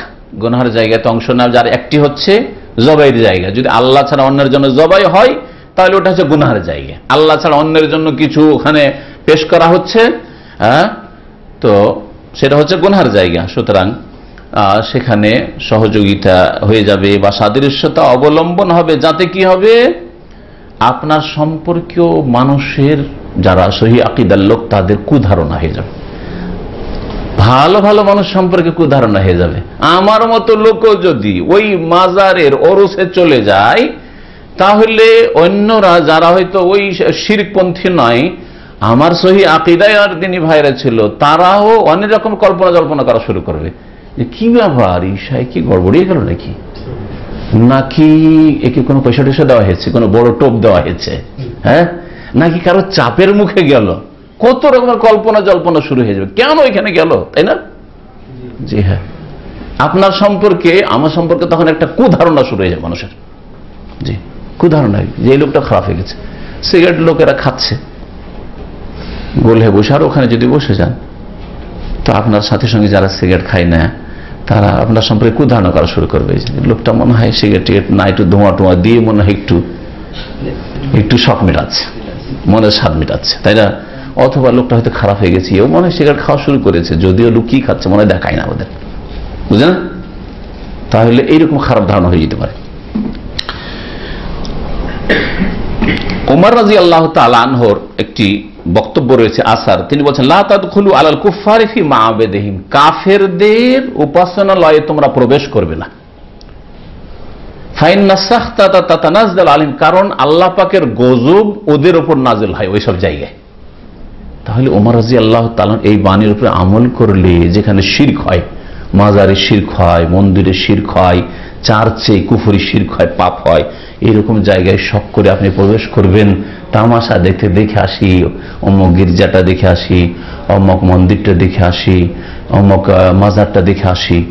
ওমর রাদিয়াল্লাহু কঠোরভাবে নিষেধ করেছেন, স্পষ্ট কথা তার, লা তাদখুলু আলাল কুফফারি ফি মাআবাদিহিম, কাফের মুশরিকদের ইবাদত গাহে উপাসনালয়ে কখনো প্রবেশ করবে না। কেন? ওইসব জায়গায় আল্লাহ পাকের গজব নাযিল হয়, আযাবের জায়গা। সাধারণ গুনাহ হইলে আল্লাহ পাক অসন্তুষ্ট হচ্ছেন, আল্লাহ পাকের আযাব, নামাজ হচ্ছে, আর নামাজের সময় নামাজ চলছে আর রাস্তায় ফুটপাতে লোকেরা বসে আছে, আর ওই জায়গায় যদি আপনি বসেন, হ্যাঁ হয়তো আপনার এমার্জেন্সি আছে, তারপরে ওদের মজলিসে বসেন না। অনেক সময় এমার্জেন্সি, যে গাড়ি আসবে এক্ষুনি আর অনেক দূরে সাইটে পড়ে আছেন, হয়তো যদি আমি এই সময় এখানে না দাঁড়াই তাহলে গাড়ি ছুটে যাবে, হ্যাঁ ঠিক না, হইতে পারে এরকম কারো এমার্জেন্সি অবস্থা হইতে পারে। ওই পাপীদের মজলিসে বসেন, কারণ আল্লাহ পাকের গজব নাযিল হচ্ছে, ওইদিকে জামাত হচ্ছে, এরা বেনামাজির দল বসে আছে, আর আপনি ওইখানে মজবুর মানুষের বসে আছেন, না ওদের সাথে বসেন একটু আলাদা দাঁড়া, আল্লাহ পাকের গজব নাযিল হচ্ছে এখানে। তো এইরকম ধরনের বিভিন্ন গুনাহ, যেখানে গুনাহ হচ্ছে, ফিল্ম দেখা হচ্ছে, গান হচ্ছে, হ্যাঁ যুবক যুবতী বিবাহ শাদীতে একে অনুষ্ঠানে, আর ওখানে গুনার জায়গায় বসবেন না, কারণ ওই সব জায়গায় আল্লাহ পাকের ক্রোধ নাযিল হচ্ছে, আল্লাহ পাক রাগান্বিত এদের উপর। গজব মানে ক্রোধ, আল্লাহ পাকের ক্রোধ নাযিল হচ্ছে এদের উপর। মসজিদে জেরার সম্পর্কে যা বললাম যথেষ্ট। ভাষ্যকার বলছেন যে মুনাফিকদের একদল বানিয়েছিল, তাদের একজন নেতা ছিল আবু উমার আল ফাসিক, তার পরামর্শে মসজিদে কোবাকে ক্ষতিগ্রস্ত করার জন্য, মসজিদে কোবার আশেপাশে তাহলে ওদের মসজিদে ছিল, আর তারা ওখানে করে ষড়যন্ত্র করে, সেই জন্য নবী করিম সাল্লাল্লাহু আলাইহি ওয়াসাল্লাম তাবুক যুদ্ধে গিয়েছিলেন, ওই যুদ্ধে যাওয়ার সময় বানাচ্ছিল। তারা বলল যে একটু আমাদের নামাজ পড়ে দেন, ওইখানে একটু উদ্বোধন করে দেন, যাতে করে নবী সাল্লাল্লাহু আলাইহি ওয়াসাল্লাম অনুমোদন পেয়ে যায়। আর এইরকম অনেক যারা ভুল পথে আছে, একটা ওই রকম গণ্যমান্য ব্যক্তির একটু অনুমোদন পাওয়ার জন্য চেষ্টা করে, নিয়ে চলে আসতে পারি একবার, তাহলে লোকেরা বোঝে না আসলেও বিদআতপন্থী, কিন্তু একবার যদি আমাদের এখানে চলে আসে, তাহলে দেখে লোকজনকে বলতে হবে, দেখুন অমুক অমুক শাইখেরা এসছে, অমুক অমুক এসছে। ইমামে হারাম যদি কোনো বিদআতি মাদ্রাসায় চলে যায়, বড় দলিল হয়ে যায়। আপনারা বলছেন যে ওরা বিদআত করে, ইমামে হারাম ওইখানে গিয়েছে, দেখেন শক্তিশালী কথা তাদের। হ্যাঁ, ইমামে হারাম গেলে দলিল হয়ে গেল যে বিদআত মুক্ত তারা, না, কখনো না। দাওয়াত দেওয়ার জন্য যেতে পারেন, তাদের ইসলাহ সংশোধনের উদ্দেশ্য যেতে পারেন, আরো বিভিন্ন উদ্দেশ্য থাকতে পারে, কারণ যদি উদ্দেশ্য ভালো থাকে তাহলে গুনার জায়গায় আপনি দাওয়াত দেওয়ার জন্য যেখানে গুনাহ হচ্ছে সেখানেও যাবেন, আপনি পাপ হচ্ছে সেখানে যেতে হবে। তারা বলেছিল যে দেখেন আমাদের দুর্বল বুড়ো মানুষরা নামাজ পড়তে যেতে পারে না, অসুস্থ লোকেরা যেতে পারে না শীতের দিনে। তখন নবী সাল্লাল্লাহু আলাইহি ওয়াসাল্লাম বলেছেন ইন্না আলা সাফার, এখনো সফরে যাচ্ছি তো, ওয়ালাকিন ইযা রাজানা ইনশাআল্লাহ, তাবুক থেকে ফিরলে তোমাদের মসজিদে নামাজ পড়ে দেব। ফালাম্মা কাফালা কারু মিনাল মদিনা, মদিনার কাছে ফিরে, তাবুক থেকে ফিরে নবী সাল্লাল্লাহু আলাইহি ওয়াসাল্লাম আসেন, নাযালাল ওহী বিখাবরিল মসজিদ, এই ওহীর যে আয়াতগুলি বললাম এই আয়াত নাযিল হয়ে গেল। ফাবাসা ইলাইহি নবী সাল্লাল্লাহু আলাইহি ওয়াসাল্লাম, নবী করিম সাল্লাল্লাহু আলাইহি ওয়াসাল্লাম পাঠালেন, মিন হাদমিহি ক্বাবলা কুদুমিহি, মদিনায় কদম রাখার আগেই নবী সাল্লাল্লাহু আলাইহি ওয়াসাল্লাম বলে যে আগে ভেঙে ফেলো মসজিদ। নবী সাল্লাল্লাহু আলাইহি ওয়াসাল্লাম তাহলে ক্ষতি সাধনের উদ্দেশ্যে, ষড়যন্ত্রের উদ্দেশ্যে মসজিদের নাম দিয়ে যা তৈরি হয় তা ভেঙেছেন। তো এইরকম নিশ্চিত যদি হন যে এইরকম অসৎ উদ্দেশ্য রয়েছে, তাহলে তা করা যাবে, এর দ্বারা বোঝা গেল। এতে আরেকটি কথা উল্লেখ করা হয়েছে, মান্নত। হ্যাঁ তাই না, মান্নত সম্পর্কে বিস্তারিত আলোচনা আসছে। যদি গুনাহের ক্ষেত্রে মান্নত হয়, তখন নবী সাল্লাল্লাহু আলাইহি ওয়াসাল্লাম কি বলেছেন, লা ওয়াফা লিনাযরিন ফি মাসিয়াতিল্লাহ, আল্লাহর নাফরমানি করার জন্য কেউ যদি মান্নত করে, তাহলে সে মান্নত পুরা করা কি জায়েজ নাই। কেউ যদি, আর এই সব মান্নত কিন্তু আমাদের দেশের মূর্খ লোকেরা করে। আমার যদি বেতন বেড়ে যায় না, তো তোরাকে সবকে একটা করে সিগারেট খাওয়াবো, সব সিগারেট পার্টি করে না, করে। রাজনৈতিক নেতারা যদি আমরা এবার পাশ করি, তা আমাদের যতগুলি এমপি আছে সবগুলিকে মদ খাওয়াবো। আরে মদ তো কোনো ব্যাপার না আজকাল নেতাদের কাছে, হ্যাঁ, কারণ ওদের অধিকাংশ লোকের শিক্ষা হচ্ছে পশ্চিমা শিক্ষা। হ্যাঁ, ইউরোপিয়ানদের পানির চাইতে বেশি, তারা আমেরিকান পশ্চিমারা, এরা অধিকাংশই মদকে পানির চাইতে বেশি ব্যবহার করে, পানির চাইতে কম ব্যবহার করে না। অথচ মদ খাওয়াইস উম্মুল খাওয়াইস, নবী সাল্লাল্লাহু আলাইহি ওয়াসাল্লাম বলছেন যে যত নোংরা আছে, নোংরার মা এটা না, নোংরার জড়, নোংরামি বা পাপের শিকড় হচ্ছে, জড় হচ্ছে মদ। কারণ নবী সাল্লাল্লাহু আলাইহি ওয়াসাল্লাম বলেছেন কেমন করে, সমস্ত পাপের জড়, শিরক কুফরি চাইতে বড় তো নাই, হ্যাঁ, খুন করার চাইতে বড় পাপ তো নাই, জেনা করার চাইতে বড় পাপ তো নয়, মদ নিশ্চয়ই নয়। কিন্তু নবী সাল্লাল্লাহু আলাইহি ওয়াসাল্লাম এভাবে বুঝিয়েছেন, কেউ যদি মদ খায়, মদ খাওয়ার পরে সে পাগল হয়ে যায়, সেন্স হারিয়ে ফেলে, তখন সে শিরকও করতে পারে, মন্দিরও সিজদা করতে পারে, মাজারও সিজদা করতে পারবে, কুফরি করতে পারবে, নাস্তিকতার কথাও বলতে পারবে, হ্যাঁ, আল্লাহ নেইও বলে দিতে পারবে, ঠিক না, কিচ্ছু বোঝে না সে, তা খুনও করবে, জেনাও করে নিবে, হ্যাঁ। আর যারা এইরকম চরিত্রহীন তারা মদখোর অধিকাংশ। যারা মদখোর অধিকাংশ চরিত্রহীন, দুটোর সাথে খুব খুব ঘনিষ্ঠ মিল আছে। অধিকাংশ যারা লুচ্চা চরিত্রে তারা মদখোর, আর অধিকাংশ মদখোর ওরা এই চরিত্রের, মদ খেয়ে দিয়ে এইসব কাজ করে, মাতাল হয়ে নারী পুরুষ। কি বলছিলাম, যে কেউ যদি গুনহার মান্যত করে তো পুরা করবে। আমার ছেলে যদি পাস করে, আমার যদি স্যালারি বাড়ে, তাহলে এই করব, কাজটা হচ্ছে গুনাহ, তাহলে পুরা করা যাবে? পুরা করা যাবে না। আমি যদি সৌদি আরব চলে যাই, গ্রামে কোনো লোক হয়তো কষ্ট দিয়েছে, কোন লোক কষ্ট দিয়েছে, আমি যদি সৌদি আরব চলে যাই, এ জালেম কত যে জুলুম করেছে, এর সাথে জীবনে কথা বলবো না। কাজটা ভালো, কথাটা ভালো বললেন আপনি। কোনো মুসলিমের সাথে 3 দিনের বেশি কথা বন্ধ করা জায়েজ নাই, তাহলে এটা গুনার কাজ, আপনি গুনার কাজের মান্যত করলেন। তাহলে কি করতে হবে? আপনার এই মান্যত পুরা করা চলবে না, জায়েজ নয়। গুনার কাজে যদি মান্যত হয়, আর সেটা ভাষ্যকারগণ বা ফুকাহায়ে উলামারা বলেছেন, সেটা যদি শিরক হয়, বড় শিরকের, যদি আমার ছেলে পাশ করে নাই, তাহলে আমি মাজারে আগরবাতি দেব, মোমবাতি দেব, হ্যাঁ, মাজারে গিয়ে একটা খাসি জবাই করব, তাহলে পুরা করা যাবে মানত? এটা হচ্ছে শিরক, পুরা করা যাবে না। এটা পুরা করা যাবে না। আর অন্য কোনো গুনাহ, শিরকের নিচে অন্য কোনো গুনাহ আর যদি কেউ মান্যত করে, তাও পুরা করা যাবে না। শিরক কুফরি যদি কেউ মান্যত করে, পুরাও করা যাবে না, আর সেটা বাতিল, তার মান্যতি হয়নি, তার মান্যতি হয়নি তার, আল্লাহরা বলছেন। আর যদি গুনার ক্ষেত্রে মান্যত করে থাকে, তাহলে সেই মান্যতের কাফারাও লাগবে একদল ওলামাদের কাছে। আর এটাই ঠিক, কারণ একটা হাদিস রয়েছে যে কেউ যদি গুনার কাজে, সেখানে শিরকের কথা বলা হয়নি, কিন্তু এমনি গুনার কথা বল, গুনার কাজে কেউ মান্যত করে ফেলে যে আমার এটা যদি পুরা হয়, তাহলে একটা কেমন কাজ করবো বলেছে, যে সেটা গুনার কাজ, তাহলে ওই মান্যত পুরা করাও যাবে না, আর ওকে কসমের কাফারা দিতে, অকাফারাতু কাফারাতু ইয়ামিন, নবী সাল্লাল্লাহু আলাইহি হাদিস রয়েছে, ওর কাফারা হচ্ছে কসমের কাফারা, কসমের কাফারা যা আছে তা দিতে হবে। আসল মাসলা যেটা আমাদের আজকের দর্শে, সেটা হচ্ছে যে জায়গায় আল্লাহ ছাড়া অন্যের জন্য জবাই হয়, সেই জায়গায় আল্লাহর জন্য জবাই করা যাবে না। কেন বলছে? যে যেসব জায়গায় শিরক হচ্ছে, সেসব জায়গাকে আপনি আরো জাগ্রত করে তুললেন, আরো জমজমাট করে তুললেন, এই সহযোগিতা হইল। এবং শিরকের জায়গা হচ্ছে আল্লাহ পাকের গজবের জায়গা, যেমন ওমর রাদিয়াল্লাহু তাআলা আনহু বললেন। তারপরে ভাষ্যকার আর একটা জিনিস উল্লেখ করেছে, এটা আপনাদের জন্য আমাদের জন্য খুব উপকারী হবে, সেটা হচ্ছে যে ঈদ উৎসব। কারণ এই হাদিসে ঈদের কথা উল্লেখ করা হয়েছে। আরবিতে ঈদ মানে উৎসব, কিন্তু আরবিতে ঈদ মানে শুধু ঈদুল ফিতর, ঈদুল আজহা নয়। তাহলে যে কোনো উৎসবকে আরবি ভাষায় কি বলা হয়? ঈদ বলা হয়। আমরা উৎসব বলি, ঈদটা ইসলামিক ভাষায় রেখেছে, এই জন্য ঈদুল ফিতর, ঈদুল আজহা বলি, হ্যাঁ। কিন্তু আসলে যে কোনো উৎসবের নাম আরবি ভাষায় ঈদ। ঈদকে ঈদ কেন বলা হয়, বা উৎসবকে ঈদ কেন বলা হয় আরবিতে? আদা ইয়াউদ শব্দ থেকে ঈদ শব্দটি, আদা ইয়াউদ মানে কোনো কিছু ফিরে আসা, বারবার ফিরে আসে, একটা জিনিস বারবার ফিরে আসছে, এর নাম হচ্ছে ঈদ। ঈদকে তাহলে ঈদ কেন বলা হয়? যে ঈদ বারবার ফিরে আসে, বছরে একবার ফিরে আসবে, 12 মাসে একবার ঈদুল ফিতর আসবে, 12 মাসে একবার ঈদুল আজহা আসবে। হ্যাঁ, সে শরীয়ত সম্মত ঈদ হোক, যেমন উদাহরণ দিলাম, বেদাতি ঈদ হোক, 12 মাসে একবার ঈদে মিলাদুন্নবী আসবে, তাই না?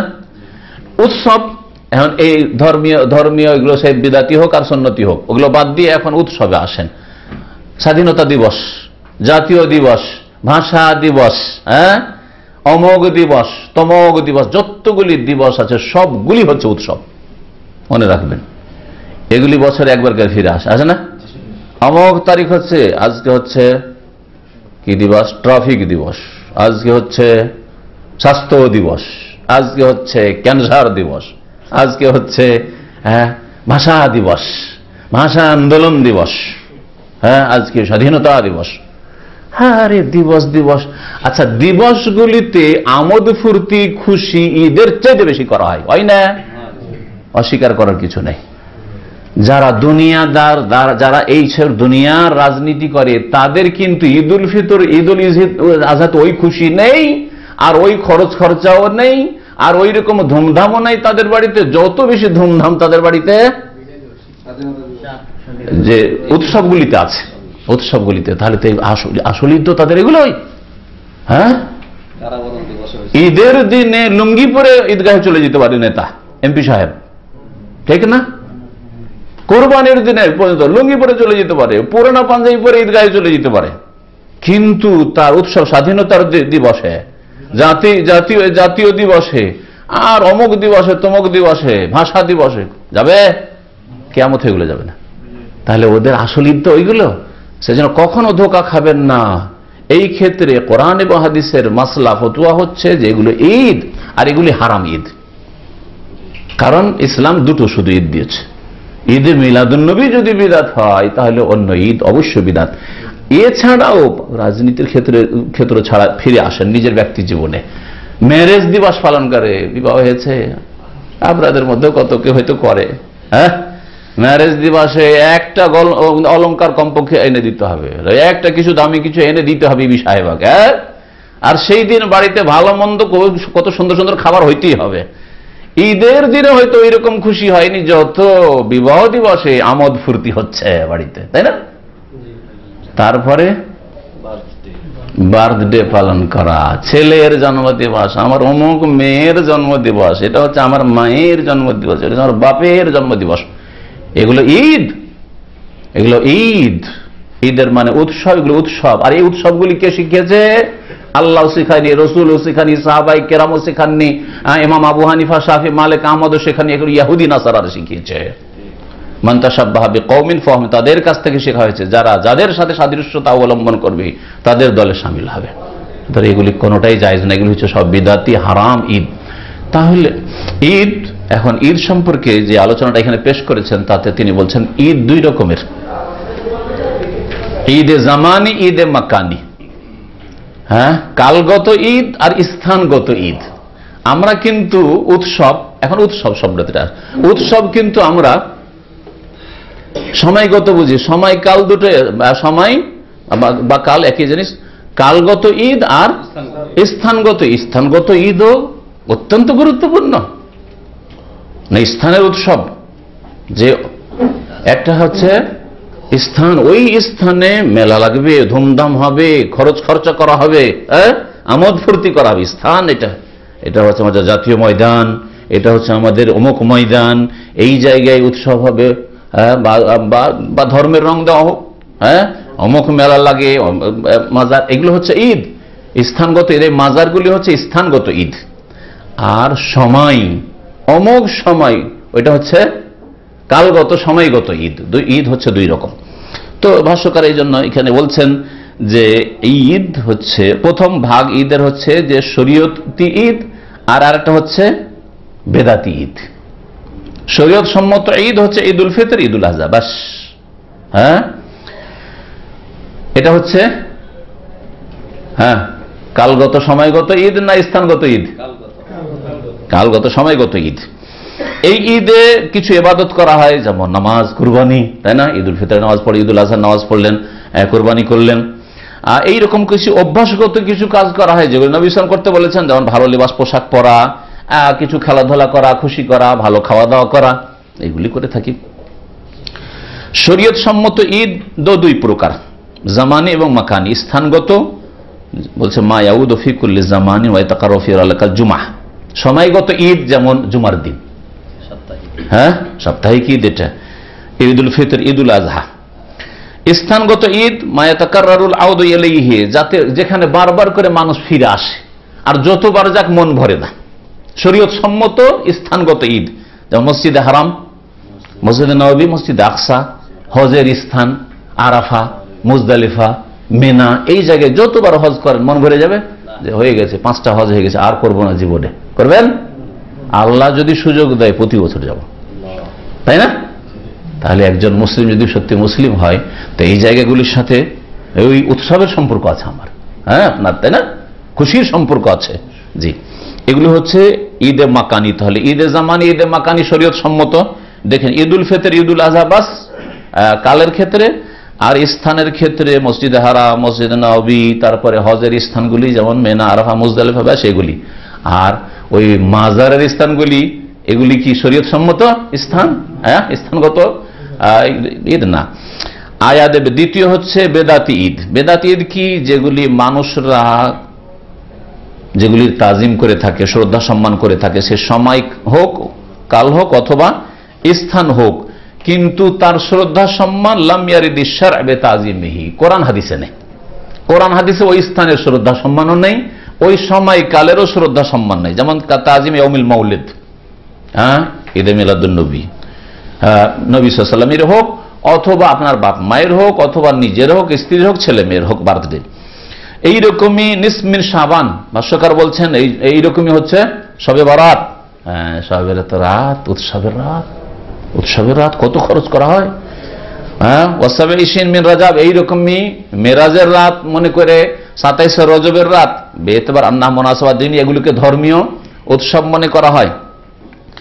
এইরকমই বিদাত ঈদ হচ্ছে কোন শাসক ক্ষমতা এসছে, অমুক তারিখে আমরা ক্ষমতা এসছি, সুতরাং ওটা আমাদের ঐতিহাসিক উৎসবের দিন, তাই না? এগুলি লেখক উদাহরণগুলি দিয়েছেন, আমি নিজের পক্ষে তো কোনটাই বলিনি। ওয়া তারিখুল ইস্তিলাল বুলদান, অথবা অমুক তারিখে আমরা ওই এলাকা দখল করেছি। অনেক সময় যুদ্ধে এক দেশ আরেক দেশের কিছু অংশ দখল করে, এরকম আগের যুগে তো খুব বেশি হইতো, এখন যদিও হয়ে থাকে, হয়েছে। যেমন প্যালেস্টাইন দখল করেছে ইহুদিরা। হ্যাঁ, এইরকমই কাশ্মীর নিয়ে ভারত আর পাকিস্তানের ঝগড়াতে দখল করা করি এগুলো হচ্ছে বা হয়েছে। এইরকমই ওয়াসাইরুল মুনাসাবাত আল মুখতারা, আর মানবরচিত এইরকমই যে কোনো উৎসব এগুলি পালন করা হারাম। ফাহাজিহি তাহরুম ইকামাতুহা ওয়া তাযীমা, এগুলি শ্রদ্ধা সম্মান করা, এগুলি অনুষ্ঠিত করা সবগুলি নাজলে মাফিহা মিন মুজাহাতিল লিশরাইস সামাবিয়্যা, আসমানি দিন, দ্বীনে ইসলাম, দ্বীনে ইসলামের সাদৃশ্যতাইতে রয়েছে। ঈদ উল ফিতর, ঈদ উল আজহার সাথে সাদৃশ্যতা রয়েছে আপনাদের এই উৎসবের দিনগুলির। আর এগুলি এই জন্যই হারাম, আর একটি কারণ ওয়ালি আন্না তাজিম আল আয়াদিল মুখতারা, মানবরচিত উৎসবের তাজিম, শ্রদ্ধা সম্মান এবং এগুলি উদযাপন করা, এতে কি করে ইয়ানকুসু মিন তাজিম আল আয়াদিদ, ধর্মীয় ঈদগুলি তার সামনে ফিকা হয়ে যায়, ঠান্ডা হয়ে যায়। ফিকা বুঝেন? ঠান্ডা হয়ে যায়। ঈদ উল ফিতর, ঈদ উল আজহার কোনো গুরুত্ব নেই, কিন্তু অমুক দিবস, অমুক তারিখ, আমাদের দেশের এটা হচ্ছে স্বাধীনতা দিবস, জাতীয় দিবস, হ্যাঁ, বিজয় দিবস। তারপরে লেখক আরেকটি বিষয় উল্লেখ করেছেন, আযযাব ওয়ালিল্লাহি ফি আমাকিনি শিরকি বিদআতুন। আগে বলে দিয়েছি হুকুমটি, যে শিরকের জায়গায় যদি আল্লাহর জন্য জবাই করেন, বিসমিল্লাহ আল্লাহ বলি জবাই করলেন, আর আল্লাহ সন্তুষ্টির জন্য জবাই করলেন, গরিব মিসকিনকে খাওয়াইবেন, ওই পীর বাবাকে খুশি করার সামান্য নিয়ত নেই। কি খুশি করবেন মৃত মানুষকে? হ্যাঁ, আল্লাহ যা দিয়ে খুশি করে তা করবে, কিন্তু আপনি কিসের খুশি করবেন ওকে আবার? তো এটা বিদাত, ওয়া শিরকুন আসগার, এটা ছোট শিরক। ওয়া যাবিহাতু হালাল, বিসমিল্লাহ আল্লাহ বলে জবাই করেছেন, আল্লাহর নামে জবাই করেছেন, যদিও হারাম জায়গায় জবাই করেছেন, জবিহা খাওয়া যাবে।